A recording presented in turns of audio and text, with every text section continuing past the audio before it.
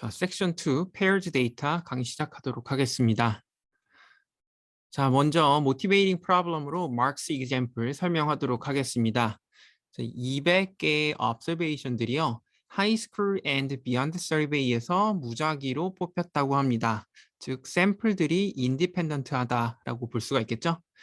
또 그리고 이제 같은 학생들이 읽기와 쓰기 시험을 보았고 그들의 점수는 이제 아래처럼 표현할 수가 있다고 합니다.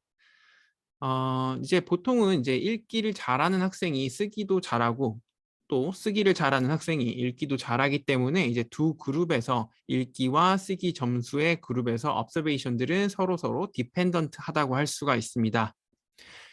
다시 이제 문제로 돌아가서요. 언뜻 보기에 읽기 평균 점수와 쓰기 시험 점수가 차이가 나는 것 같나요? 이게 질문이죠. 아래 보이시는 플롯은 사이드 바이 사이드 박스 플롯이고 이제 읽기 점수의 미디안 보시면 이 정도 있죠? 한 40, 50은 채 안 되는 것 같고요. 그 다음에 쓰기 점수 같은 경우에는 50이 조금 넘는 것 같죠.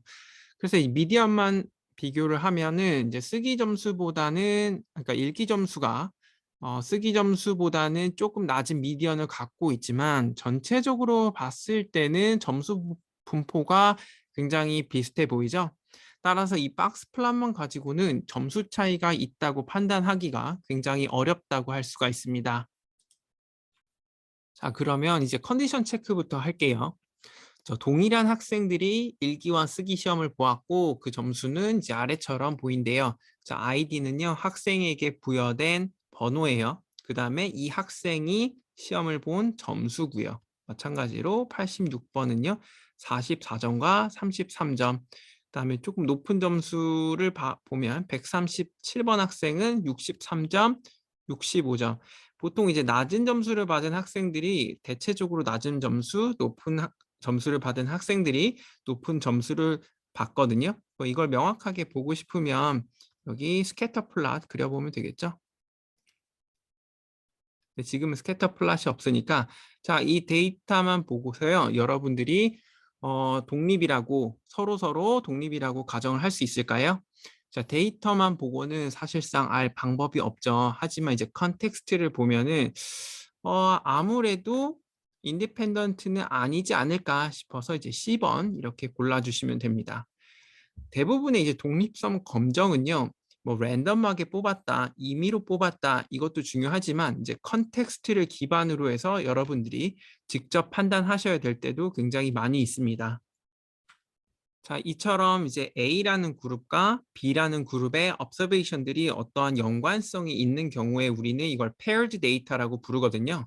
그리고 이 paired data의 분석하는 방법에 대해서 설명하기 앞서서 이 paired data의 명확한 정의부터 설명하도록 하겠습니다. paired data는요, 한 세트의 각 관측치가 다른 데이터 세트의 정확히 하나의 관측치와 연결되거나 어떠한 특별한 관계를 갖는 경우를 말합니다.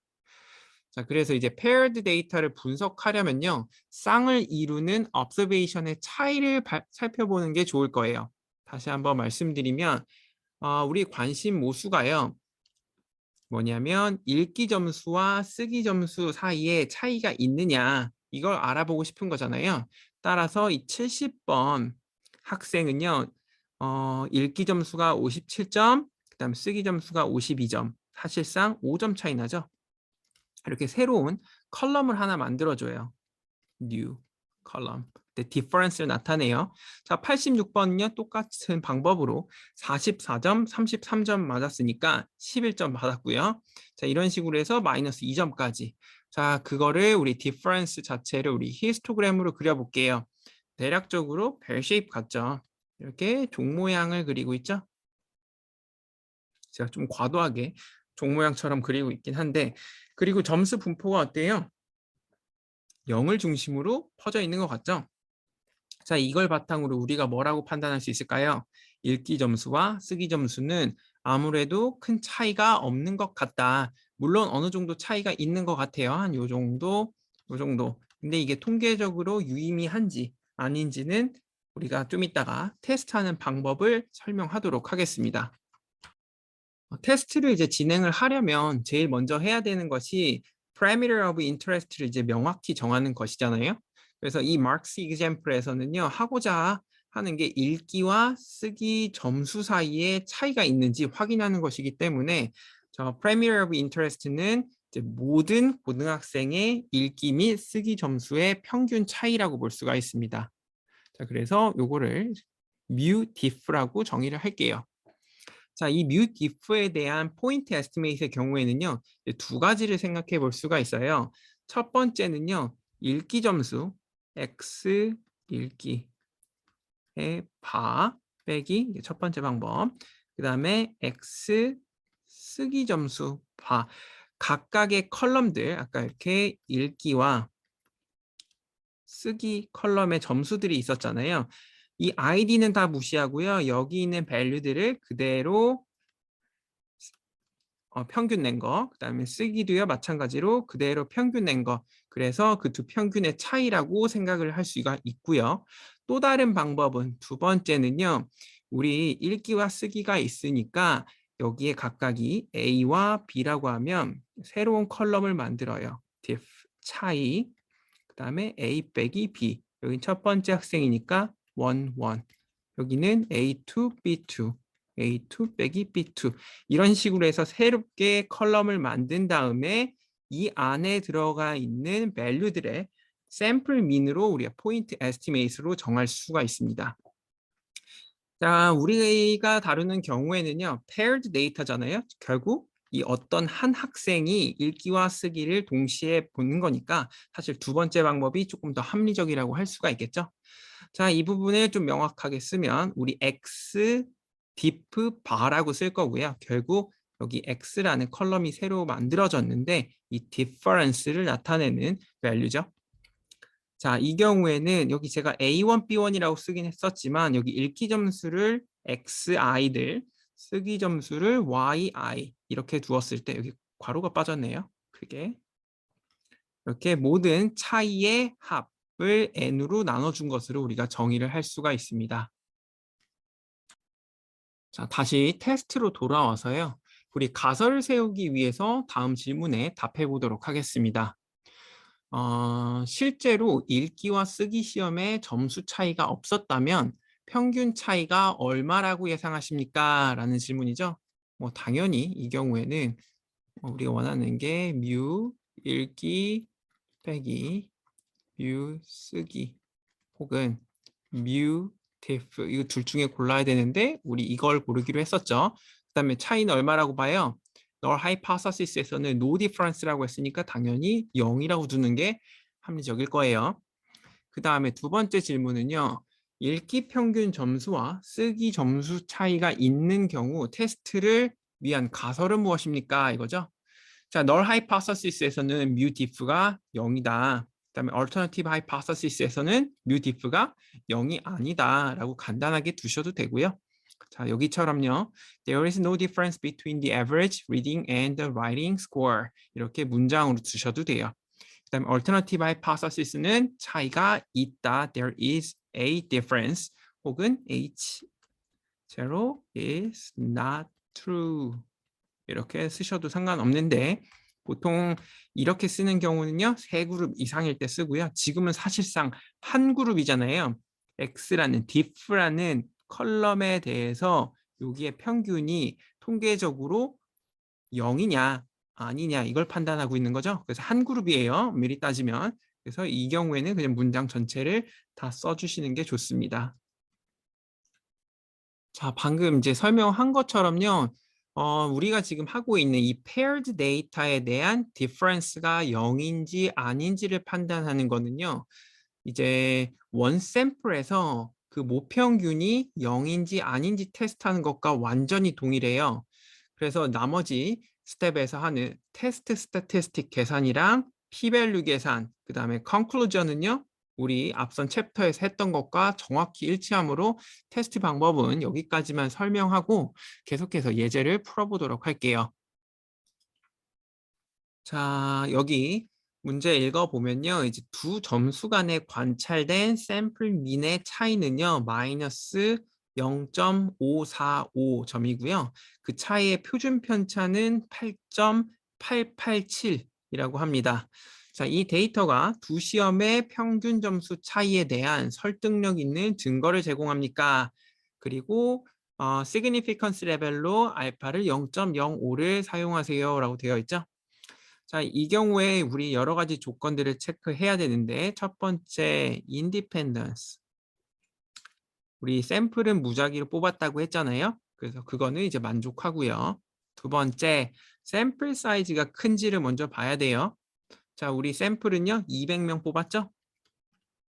그래서 기준치 30보다 커요.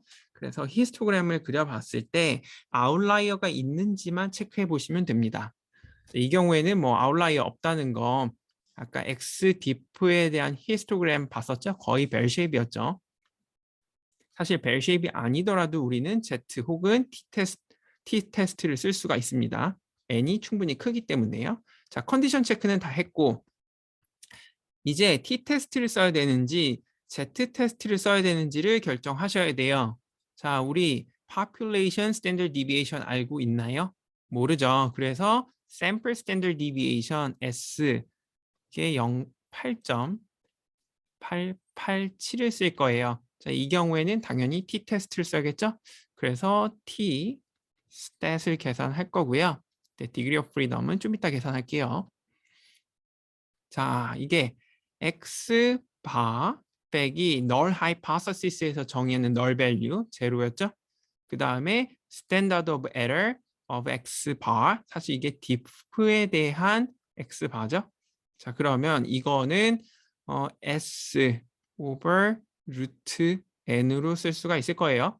그래서 마이너스 0.545 나누기 8.887 나누기 루트 200 따라서 아래 쓰면 0.628분의 마이너스 0.545 즉 마이너스 0.87이다. 이렇게 계산을 할 수가 있어요. 디그리 오브 프리덤은요. n 빼기 1이었죠. 200 빼기 1, 199. 그럼 p-밸류 계산하면 되겠네요. p-밸류는요. 당연히 probability t 199가 여기 적혀 있는 테스트 스태티스틱의 절대값 0.87보다 클 확률을 지금 투사이디드 테스트를 하고 있는 중이잖아요. 곱하기 2를 해주시면 돼요.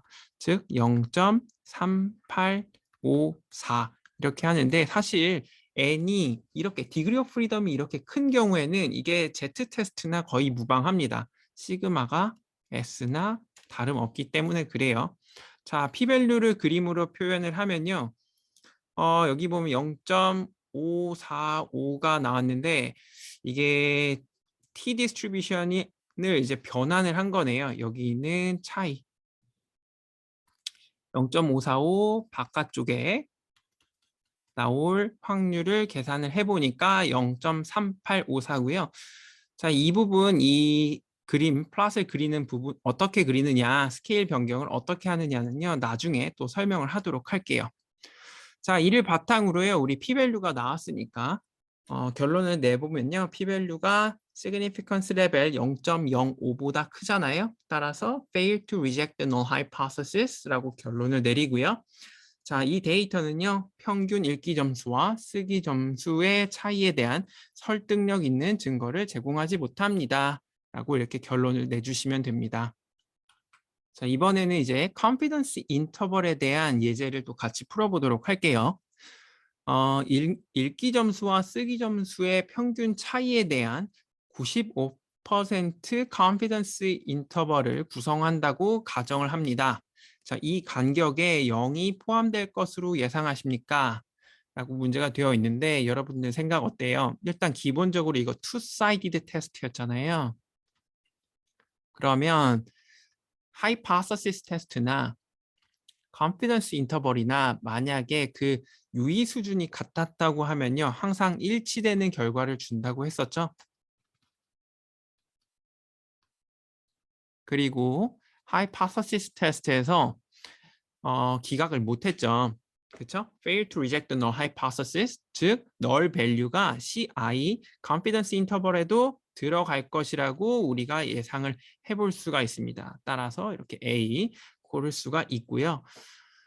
그래도 우리가 정확하게 confidence interval을 구해보도록 할게요. 95% confidence interval for mu diff.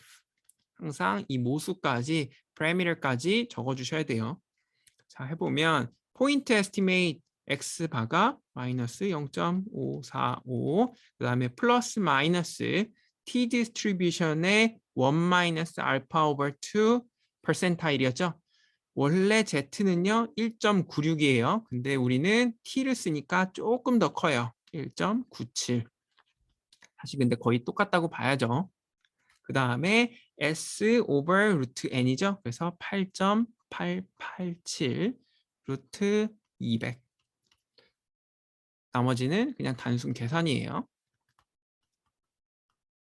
이렇게 해서 멈추셔도 되고요. 끝까지 이제 lower bound는 마이너스 1.785, upper bound는 0.695 해서 이 안에 0이 포함되는 거 우리가 확인을 할 수가 있습니다.